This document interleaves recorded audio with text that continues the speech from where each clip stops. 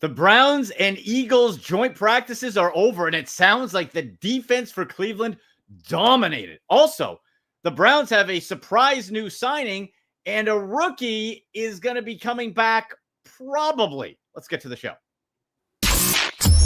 Turn up your volume. Because you're about to listen to The Sick Podcast with Andy McNamara. The sickest Cleveland Browns podcast. Chubb runs, he's to the 10, 15, he's to the 20, 25, 30, 35, 40, 45, 50. There goes Chubb, he's to the 30, 20, 10, 5, touchdown, Shabba-lubba hub. It's gonna be sick.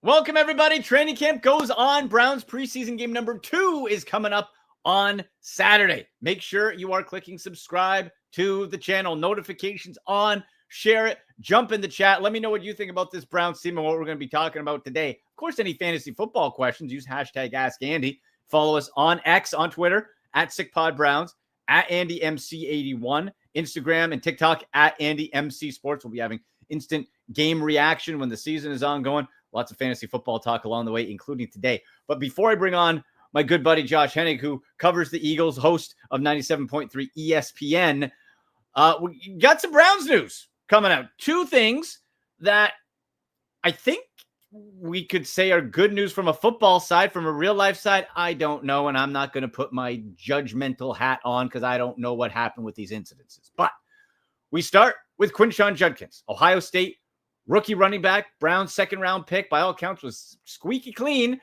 coming in and was charged with an assault. This is from Adam Schefter and multiple sources that the incident was not captured on videos. This is from the state attorney's office. No independent witnesses to the incident. Essentially, the prosecutors have dropped the case. They declined, quote, to file a formal misdemeanor battery charge against Browns rookie running back Quinshon Judkins. Now, what does that mean? It should mean that Judkins would be free to sign his rookie deal with the Browns and presumably get into practice and try to be brought up to speed as quickly as possible, because we know this running back group looks very ordinary without Quinshon Judkins. Now, the real-life aspect of it, of course, is the most important. I don't know what happened. This is what the state attorneys are saying.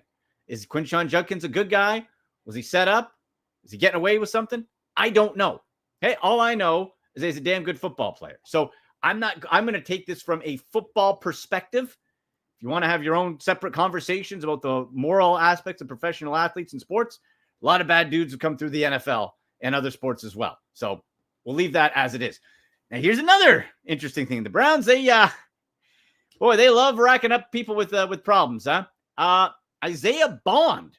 Remember him going into the draft process? Now I got my notes here.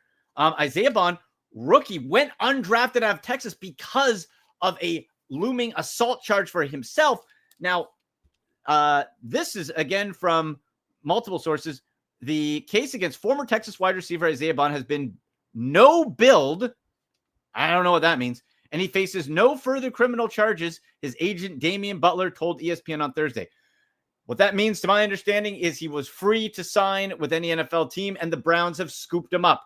4.39 second 40-yard dash. Where are you here? Oh, this is the last year. There we go. Got all my notes here. So we're going to get, where's the wide receivers? We got running backs. Isaiah Bond. Here we go. All right. 5'10" and 6. These are my notes from watching the combine. 5'10" and 5'8", 180 pounds, 4.39 second 40. I marked him as having, through the drills, fluent strides, speeds up after catch, natural hands, tracks deep ball well. This is a huge deal for the Browns, who Deontay Johnson, who is expected maybe to compete for the WR2 job, has been dropping balls, looking very ordinary. Cedric Tillman and Jamari Thrash, still question mark. But if you can add a talent like this without spending draft capital, he did the situation to himself, cost himself a lot of money, that could be huge. So Isaiah Bond with the Browns, and I would expect him to try to be brought to speed really quick. So 2 very interesting situations, and the Browns potentially getting not 1, but 2 stars into their fold. Again, real life side aside, we're going to keep it football based here. And fantasy football-wise, we can talk about what that might mean as well. But first, I wanted to chat with my buddy, Josh Hennig from ESPN 97.3. There he is. Josh, how you doing? But in studio right now. How you doing, my man? Hey, it's another day in paradise, Andy. You know how this goes. By the way, can I mention Isaiah Bond, former Alabama and Texas wide receiver. For those who don't remember, he went to Texas to reunite with Steve Sarkisian. Remember when Nick Saban left Alabama, then Kellen DeBoer came in, and there was an exodus out of Alabama. A bunch of recruits were like, I came here for Saban. I didn't come here for you. Yeah. So, good day to you, sir. Yeah. But Bond, hey, again, we'll take real, the potential bad stuff out of it. Hell of a football player, and was a 1-2 punch out of Texas that went and, for a Browns team that is begging for another receiver to step up, not named Jerry Jeudy, I think this is a big deal.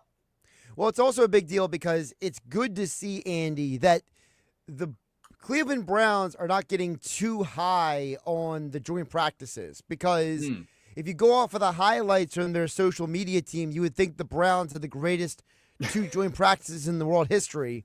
And then when you do a little more digging, you realize that basically Jerry Jeudy was just carving up corners that were out of position the whole practice. Right. And of course, Josh, in part, covers the Eagles, 97.3 ESPN, home of the Philadelphia Eagles. So I wanted to have him on to go over these last 2 days of joint practices, which, Josh, are really coveted by head coaches over the last few years. And to them, this is where the starters get the majority of work, not the preseason game. And this is where they really start mapping out the depth chart and getting the hard work in. And I think in some ways need to be taken more seriously, depending on the drill and situation, than preseason. But you're right. The Browns social will show highlights. My Cleveland guys were saying there was a lot of drop balls over the last 2 days as well. They don't show those. No, they don't. And so just to give people context why it's funny. So for people who are covering the Eagles, you would know we have a huge problem right now in Philadelphia when it comes to cornerback 2. Right. Slay left and Isaiah Rodgers left the free agency. So you lost your number 2 corner and your number 3 corner this offseason. Now, the hope was that Keely Ringo, a guy the Eagles drafted 2 years ago, was going to be like, all right, he's cultivated, he's now up to speed. Well, then he got destroyed by Jamar Chase in the preseason game last week. Now, you might say, well, it's Jamar Chase. He's probably going to go number 1 in most fantasy football drafts. But there's one thing to get beat. There's another thing to let him run by you multiple times. Yeah. And then his competitor, Adoree Jackson, he got shredded by the Bengals' 5th and 6th receivers. So it was a bad first game. They traded for a corner named Jacorian Bennett. And Bennett's claim to fame, Andy, for those who don't remember, is he locked down Jamar Chase last year. So that's kind of like a funny thing going on. But during practice this week, you ready for this, Andy?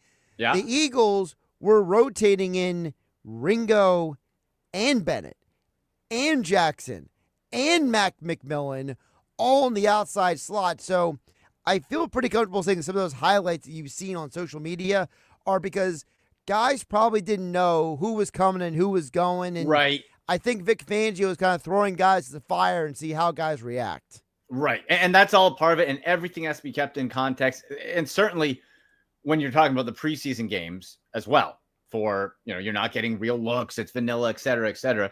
But at least it is something where the teams go up against different ones. For the Browns, certainly it's like you're going up against the Super Bowl champions.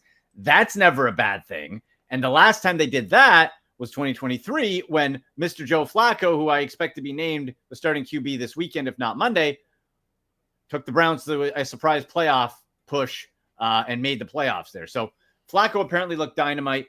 Josh, I keep telling you, and we can mix in fantasy football as we go, Harold Fannin Jr. is going to be a problem for teams. This rookie, I've been touting him since the Browns drafted him.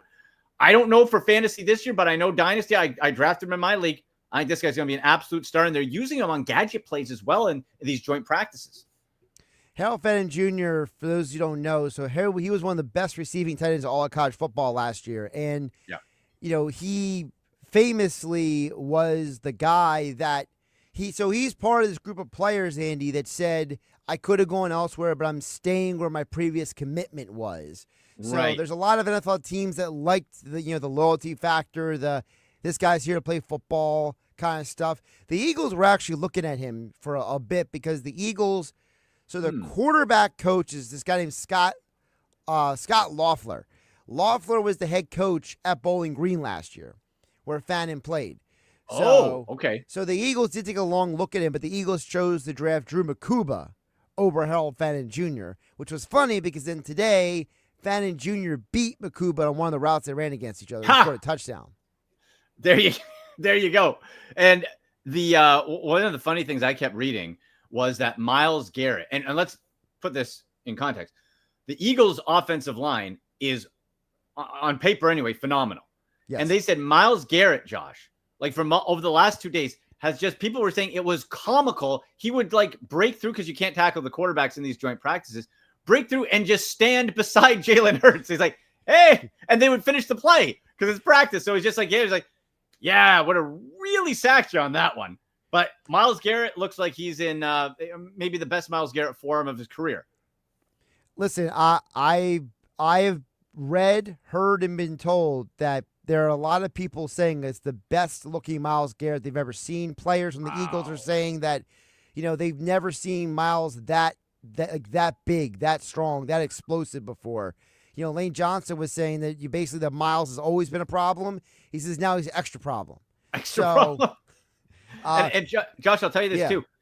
What is also coming through and out of these joint practices, and this goes back also to the Carolina week, is Mason Graham. Was a lot of pressure on him because remember the Browns, we were, talking about it. The Browns traded the number 2 pick that would have been Travis Hunter to Jacksonville for and took Mason Graham. The idea being Jim Schwartz needed, and you know that with him being the Eagles defensive coordinator, he needs a defensive tackle. He needs a puncher. And the benefit to that is if you have to double him, that frees up the edge. And Myles Garrett, apparently, Josh, has been benefiting leaps and bounds from the Mason Graham effect. So maybe it doesn't show up on his stat line, but Myles Garrett is feeling the benefit of Mason Graham. It's a variated version of what used to happen with Aaron Donald with the Rams back in the day, where guys like Robert Quinn would put up these crazy stat lines, or Chris Long has talked about on his podcast, the Green Light Pod, about how he said that he had more sacks when he played with Aaron Donald than when he played before him. Basically explaining that Donald was such a problem that it changed everything. Everyone, and by the way, you see the same thing with the Eagles right now with Jalen Carter, where everyone is benefiting because Carter is getting double and triple teamed. And it's the one time he doesn't get double or triple teamed, he destroys Matthew Stafford. And there's a joke right now that ever since he hit Stafford in the postseason game last year, that Stafford's back has been bad. Well, and he's still, they have you seen for Stafford? They have him in some chamber, they said, or something. Oh my gosh, that whole thing. What's going on? Dude, for fantasy football purposes, I advise everyone, do not touch Matthew Stafford with a 10-foot pole, okay? No. Maybe in your last round of the draft Jimmy G, the final round of your draft, just to have an extra quarterback. Because the one thing Jimmy will do, you know this as well as I do, Andy, drop off, dink and dunk, slant route, in route. Stafford, so first he had an epidural on his back. Then they're putting him in this rehab cryogenic chamber thing that he's staying in for an hour. And you're just dude, if you got to do through all this work just to play football, maybe football ain't worth it. You won your Super Bowl, dude. There's money on the table, I guess. But that's going to be interesting. You know what this is bad for? It's really bad for whatever that bed company that him and his wife do the commercials for. Oh, yeah. What's it doing? Maybe it's the mattress. Maybe that's it. I don't know. But let's talk about your Eagles here, and we'll mix in some fantasy football with it. Sure. You mentioned the defense, but let's talk about the offense, which I still think can be prolific. And me and you have been Jalen Hurts truthers since before he was drafted to the Eagles. I still think he has another gear. And for fantasy football purposes, let's look at the numbers from last year over year. So 23 to 24, 2023, 3,858 passing yards, 23 touchdowns, 15 interceptions, 15 rushing touchdowns. Last year, 2,903 passing yards, 18 touchdowns, but his yards per pass average went up, only 5 interceptions and 14 rushing touchdowns. From your perspective, is Jalen Hurts does he still have another level? Is he closer? Like, are we liking what we're seeing from the non-turnover effect? Because I love that number 5, but we probably want the passing touchdowns to go up.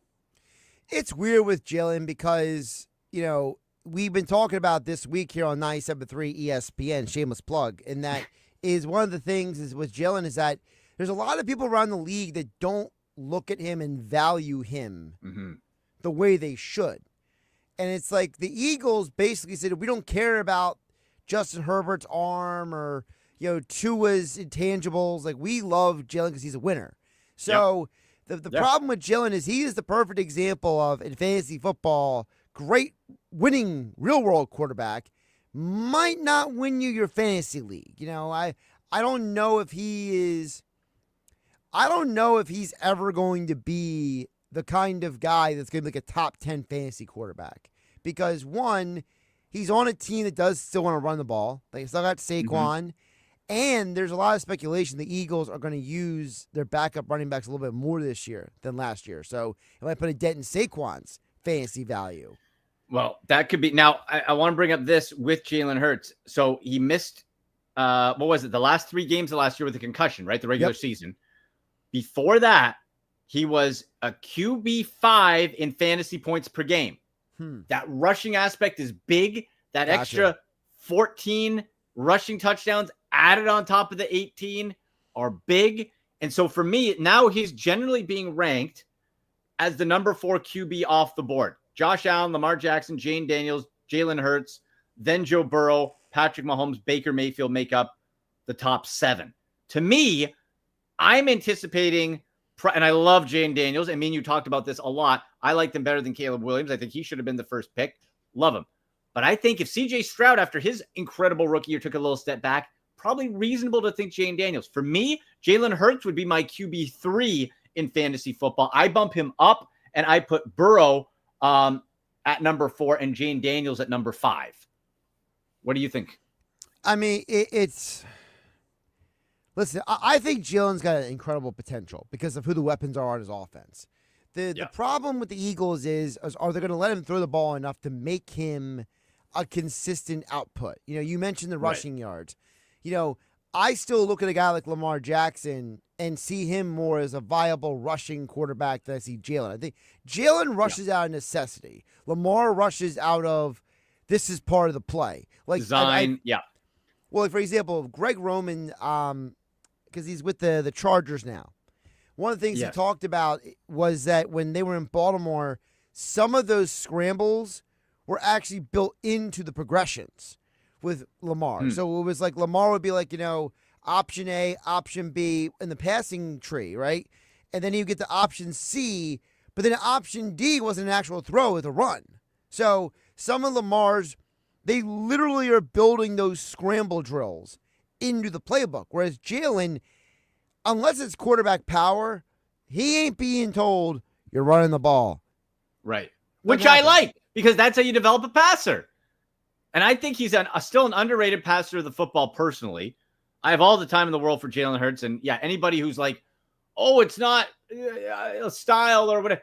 What has Justin Herbert won? Nothing. Josh Allen, nothing. Lamar Jackson, nothing. In fantasy, the only one that even has gotten to a Super Bowl that I mentioned in that list was Joe Burrow. He didn't win. Yep. So, hello, I'll take the wins, and I think we get some good fantasy output. Now, you mentioned Saquon Barkley. This has my stomach in knots, Josh, because along with Christian McCaffrey, we know the last number of years they've been maybe 1, 2, but then there's an injury one year and you're kaputs. Then you don't draft them and they go off. Right. So Saquon Barkley, what are we expecting out of him this year? Because he can't repeat last year, can he? Listen, the most rushing yards by a running back the year after he had 2,000, but I believe it was 1,600 by Barry Sanders. So, now is that bad? No, 1,600 rushing yards and take it. 12 touchdowns. Let's say is still a great year, right? For most people. Yeah. The problem with Saquon is twofold. One, you're right. There's no way he's going to replicate that because teams will game plan for some of that as well. Remember, the majority of his rushing yards came in second half of games. He was a second half performer. So I'm sure there's a lot of teams coming into this year that are going to plan accordingly for that second half performer. Number two, I don't know if Saquon is going to be an injury concern as much for one reason. All of his injuries came on the Giants' turf. And we know that turf up at MetLife Stadium is an abomination to mankind. It's so bad they're actually taking it out for the World Cup next summer. That's coming to New Jersey and Philadelphia. Oh. And then they're putting the other turf back in for the NFL preseason. To which Why would you keep the better turf? To which the NFL players are losing their mind because they're trying to figure out if you're going to replace it, just replace it. Just replace it. That's madness. Wow. Jets and Giants working together. Yeah, wild. So I'm looking here. General consensus, Saquon Barkley's being drafted RB1, which means if you're RB1, you're probably the first overall pick, if not the second. That's a bit rich for me because of what we talked about. And I'll list the ones now. Saquon Barkley, Bijan Robinson, Jahmyr Gibbs, Derrick Henry, Christian McCaffrey, Ashton Jeanty, Jonathan Taylor, a Shane for Miami at 8. Wow. And Josh Jacobs 9, Bucky Irving at 10. To me, I'm taking Bijan Robinson. If I have first overall pick, I'm taking Bijan Robinson. I'm not thinking twice about it. Out of those running backs, do you like Bijan better? Would you risk Saquon? Christian McCaffrey at 5 seems maybe a little low when you look at the receiving core of San Francisco. They may have no choice but to just hand it off to McCaffrey a million times. So I am not a Bijan believer right now.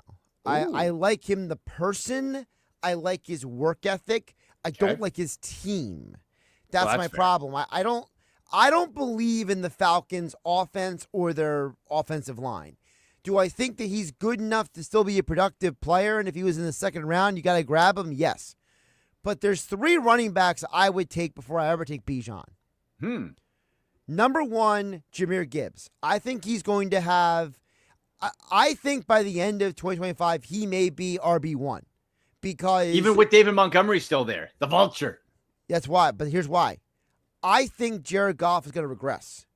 And I think they're going to figure out early on that Ben Johnson, like Sean McVay, was the puppet master. You know, he's the Wizard of Oz, the man behind the curtain, you know. Right. So I think they're going to realize very quick, Jared, if Amon-Ra St. Brown and Laporta are not open, just dump it off the Gibbs. Dump it off the Gibbs. Dump it off the Gibbs. I think Gibbs could be in line for, I'm not saying he's going to have this year, but I could totally see him having like one of those LT kind of years back in the day where he has almost like more catches and rushing yards. Sorry, more like passing yards and rushing yards kind of season. And I think for PPR purposes, that's huge. That's why I love him. Number 2, I love Derrick Henry because it's getting that scary age though. Yeah, but he's angry. He's angry.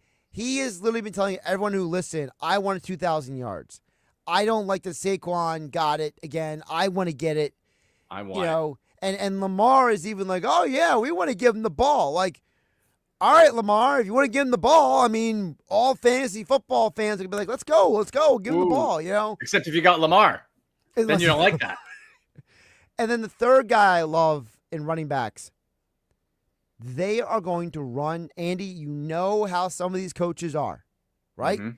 You know some coaches, they just love to run the ball.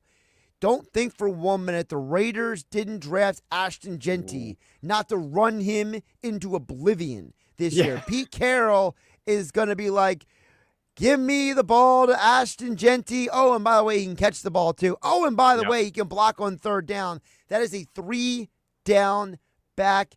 I think Ashton Jeanty should be everyone's bet for Offensive Rookie of the Year.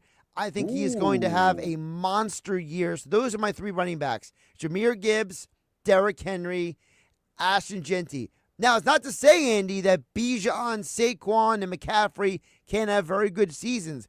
But to me, I like those other 3 ahead of maybe the bigger names necessarily. And I bet you, Josh, that because of the name recognition, the Saquons, the Bijans, and the McCaffreys are going to be taken ahead of the men that you stated there. So I like it. I see where you're going with it. It's I'm totally with you on Gianté too. I think they're just going to run him into the ground.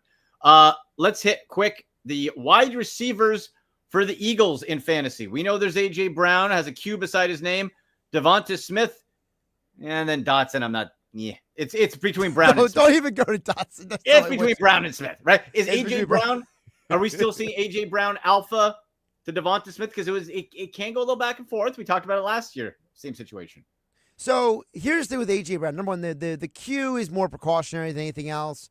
Nick Sirianni told the media today that they're not worried about the receivers. They're just giving them extra runway, and that basically, like, if it was a playoff game, there'd be no Q next to AJ Brown's name. Okay. That kind of deal. So Right. it's what is it, August 14th? We're having this conversation. Like, Yeah. no one's worried about AJ Brown's injury status on August 14th. Right. Call me in 21 days. He'll be fine. The key with AJ Brown is he made a comment at the beginning of training camp that a lot of people are latching on to, because he said that he believes he's the best receiver in football. And he said he's looking forward to proving that this year. Now, you know how some of these receivers and their egos are. Now, A.J. Brown, the whole inner excellence thing, he says he's not reading inner excellence anymore. Right. Inner excellence. I remember that.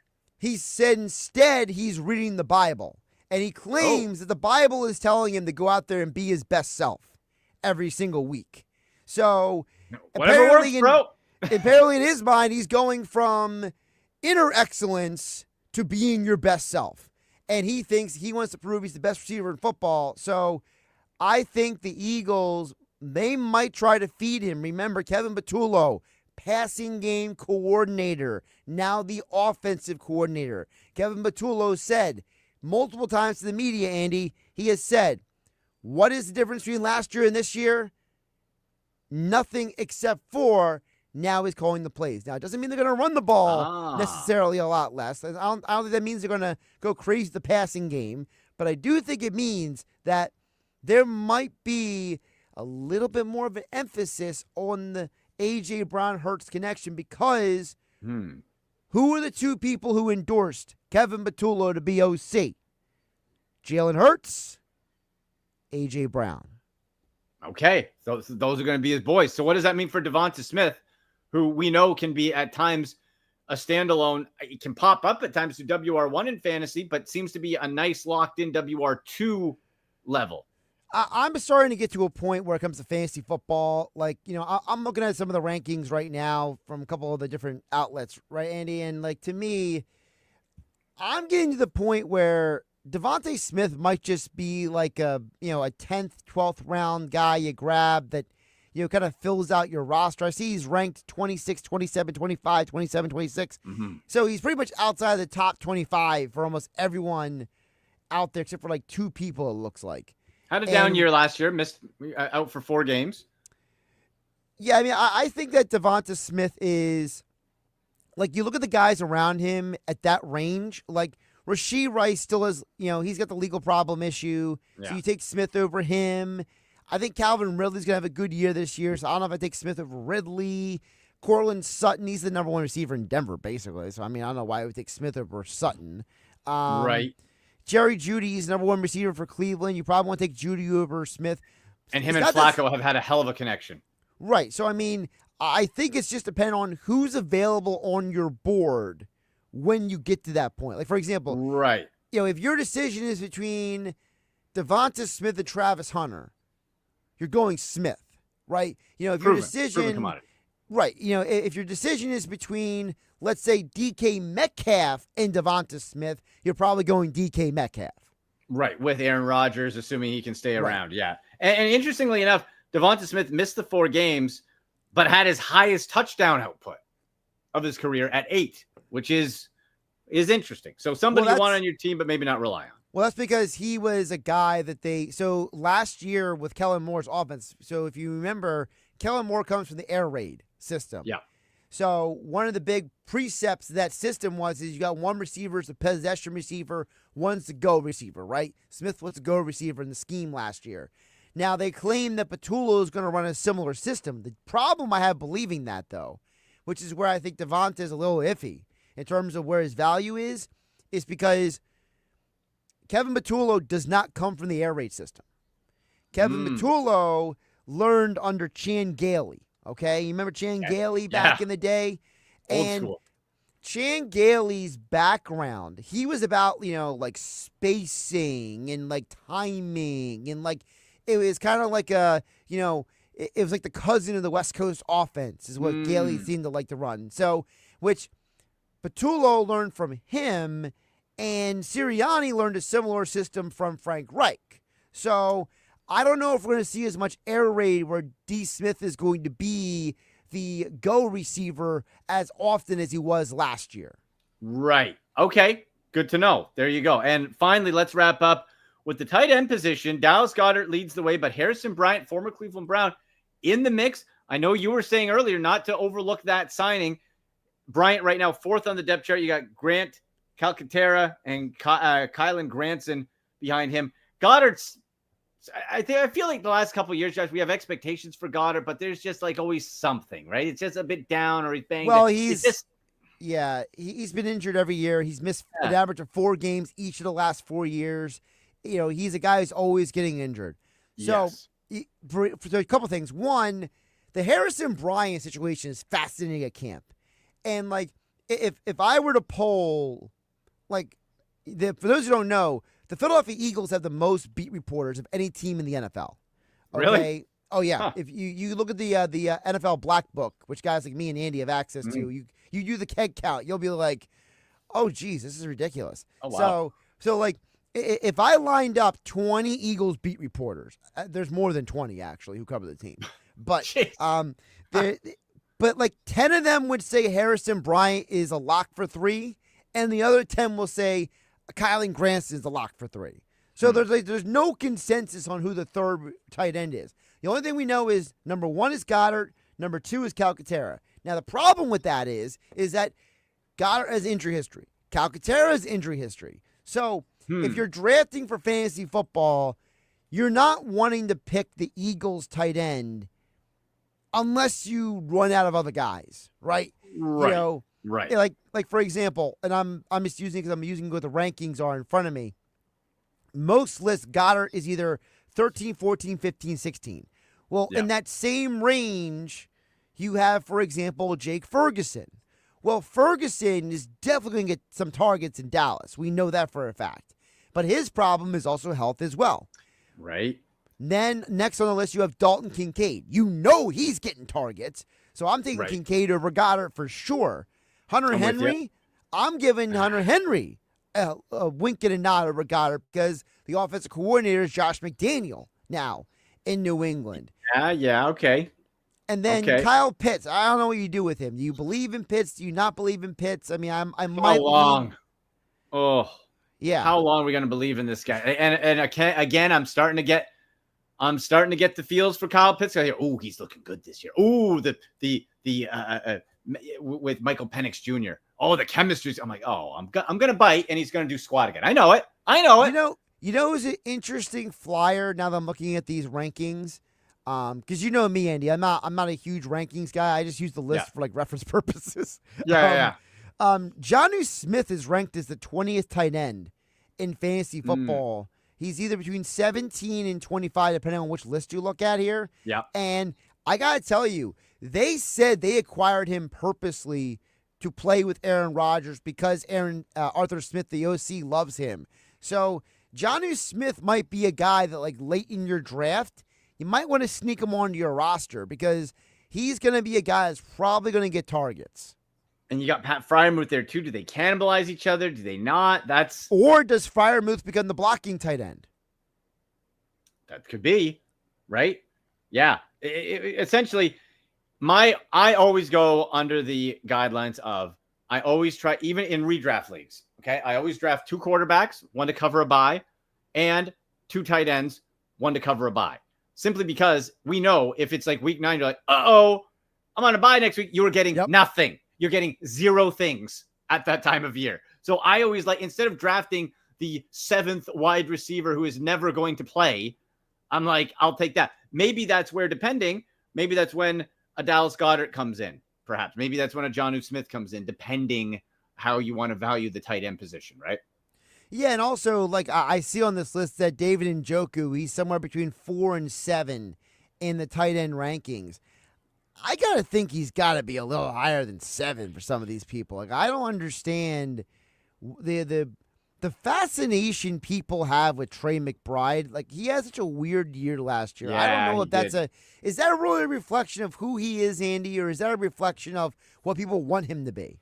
I think it might be people wanting to put it out there, right? To push it. I still think he has a ton of talent. But to your point with David Njoku, I'm with you. And the reason is one man and one man only, Joe Flacco. Yep. Look at the stat line for now Amari Cooper, who's gone, but Jerry Jeudy is going to take his place, and David Njoku for the games that Flacco played. Best in his career. David Njoku has never looked better. He's been in the league since he's 20. I think he's like 27, 28 now. Never looked better, more consistently than with Joe Flacco. And Flacco is back. He's going to start the season. So as long as Flacco's in there, here's the risk. You draft Njoku as your top guy, Browns, whatever, Flacco gets hurt or they're kind of out of it, and it's week 9, and they bench Flacco, David Njoku. So that's why you draft him, backfill a little bit, and that's when you maybe drop down and take, like you said, a Jonnu Smith, even like a Colston Loveland, depending if he's still there. You know, a Cade Otton even popped a bit in Tampa last season. So, like, I'm not saying those are stars, but the guy that I'm looking at right now as well is Tucker Kraft, because Green Bay's got a mashed unit at receiver. Mm-hmm. Like, they're at a point where they're so shorthanded, Andy, at wide receiver and corner right now. They're asking Bo Melton, South Jersey's own Bo Melton from Rutgers University and Cedar Creek High School, which is about 15 minutes from where I'm sitting right now. Bo Melton is having to play both ways in camp. He's having to play corner and receiver in camp because they're so shorthanded that. So it's like, if you're a shorthanded receiver, where's the ball going to go, Andy? You're going to go to tight end or running back. Tucker Kraft. Yeah. That's your guy. Tucker Kraft. I like him a lot. I think he is in for a big year. Another guy too. How about the rookie for Seattle, Elijah Arroyo? Arroyo. Arroyo. That's a tongue twister. Behind AJ Barner. Well, quite honestly, Josh, I never heard of him in my life. 4th round pick, 2024. I don't know who he is. I know Arroyo is potentially dynamite, and I have marked down in my combine book, which you know I address and go through very studiously, is a guy who I was like, you know what? This player is really interesting to me. He's really popping, and he's somebody that I think could be one of those sleeper ones. So let's say you take a David Njoku, or you take one of those tight ends with a question mark, and no one's necessarily going to be looking at Arroyo. You swing back later, you take him, and he might actually be the better tight end, depending. So the Arroyo thing is interesting on two fronts to me. Number one, the new offensive coordinator in Seattle is Clint Kubiak. Right. And if anybody remembers that name, what's relevant about that name is two things. One, who his dad is, Gary Kubiak, who comes from the Mike Shanahan tree, right? Mm-hmm. You know. And number two, he was the guy in charge of the Saints when they had that monster start to the year last year. Yes. And then the offense completely fell apart. And then they didn't. Right. So the question is, how is he going to handle Sam Darnold, right? The Sam Darnold factor is going to be a huge question mark. The other part of it is Arroyo. So Arroyo is weird. He had a very injury-riddled college career. Mm-hmm. And he had every excuse to quit football. And apparently he went to Mario Cristobal, the head coach of Miami, and said, whenever I'm healthy again, we are going to ball out. And Mario's like, if that's your belief, you believe in yourself, let's do it. And then he had that monster year last year. It was the first time he was ever healthy in college. So is he an injury factor? Is there an injury risk with him right now when it comes to Seattle? He's also, like I said, playing with a quarterback in a new system with a new OC. A lot of new going on here. Yeah, which is begging for a drop-off with Sam Darnold. But that's why if the potential's there and it's an injury risk, you don't make him your starting tight end. You have him as the strategy I talked about, and you have him underneath. And then if he doesn't work out, oh well, you weren't relying on him to begin with, right? So yeah, something to keep in mind. That's why I was saying, if you look down on the list, right, the guys who are not in the top 10 for tight ends, your Dalton Kincaid, your Hunter Henrys, your Jonnu Smiths, those are the guys I'm leaning toward. But then, like you mentioned, Cade Otton. Once you get into the Cade Otton, Mike Gesicki range, that's when you're looking at being like, you know what, Dallas Goedert looks a little better than those guys. Yeah, that's the point where you might as well take a swing, because otherwise you're looking outside of the odd blip. You're looking at 8 to 9 fantasy point territory. Yep. And that sucks. And that's sometimes the best tight ends you can 8 get. to 9, you might be looking at like 5 to 6. Oh, you're right. Ugh. Yeah, it gets ugly at tight end real quick. Yes. All right, Josh, listen, buddy. You have, sir, not so quite new show anymore, but on Saturdays, tell people about it. And I love it. I've been on it and I listened to it. Tell people. So Hanging with Hennig is every Saturday from 12 to 3 p.m. on 97.3 ESPN. I'm still the producer for the Sports Bash with Mike Gill during the week, but the Saturday show, that's me, myself, and I in control of the whole shebang. You can follow me at Josh Hennig on X, and YouTube is where you check me out. And Andy, aside from this Saturday, he joins me every Saturday for fantasy football talk on the show. So you'll be seeing a lot of Andy on my platform as well every Saturday, except for this Saturday, because Andy's a little busy. And the Eagles and Browns play at 1 o'clock, so it kind of like conflicts both of our schedules. Yeah. We got King's Plate coming up, so that's going to be on my docket for sure. Josh, buddy, always a pleasure. Thank you so much for breaking it down with us. We'll talk to you soon. Absolutely, anytime, Andy. All right, brother. See ya. There he goes, Josh Hennig. And remember, folks, with football coming up, it's not just NFL; it's college football. The rivalries, the marching bands, the upsets. Saturdays just got way more fun. College football's back. You think you know the game? Put your college football knowledge to the test with DraftKings Sportsbook. Follow those Buckeyes, baby. And turn your picks into big payouts. From live betting during the game to rivalry week odds boosts, so much more. DraftKings Sportsbook has everything you need to stay in the action from kickoff to the final whistle, whether you're betting on your go-to team or making moves mid-game as the momentum shifts. Saturdays are yours to own with the DraftKings Sportsbook. Download the DraftKings Sportsbook app and use code SICKSPORTS. That's code SICKSPORts. For new customers to get $200 in bonus bets instantly when you bet just $5. DraftKings Sportsbook, the crown is yours.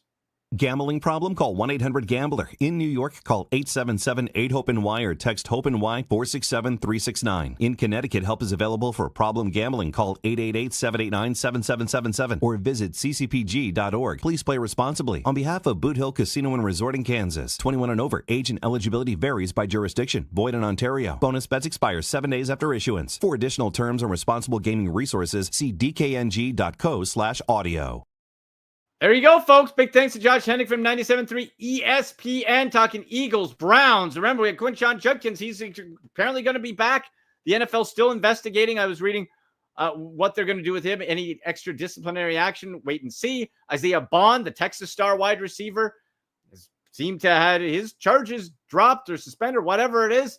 Well, the Browns just signed him. And that's a speedster with 4.3 speed, 5'10", who they desperately need a playmaker, and he's coming to town. So some big news there. Let me know what you think about those two signings. Well, the one signing with Bond and Judkins coming back. Does that give you more confidence in the Browns? Less confidence? Same confidence? Whatever. Let me know. And also with the Browns versus the Eagles, what do you want to see happen? What do you want to get out of that second preseason game versus the Eagles? Looks like Dylan Gabriel, barring any hamstring issues, is going to start that game. So big thanks to Josh Hennig. I'm Andy McNamara. Until next time, go Browns! And that's a wrap. Hope you don't miss us too much until next time. Follow the Sick Podcast with Andy McNamara on YouTube, Instagram, Facebook, Google Play, and Apple Podcasts.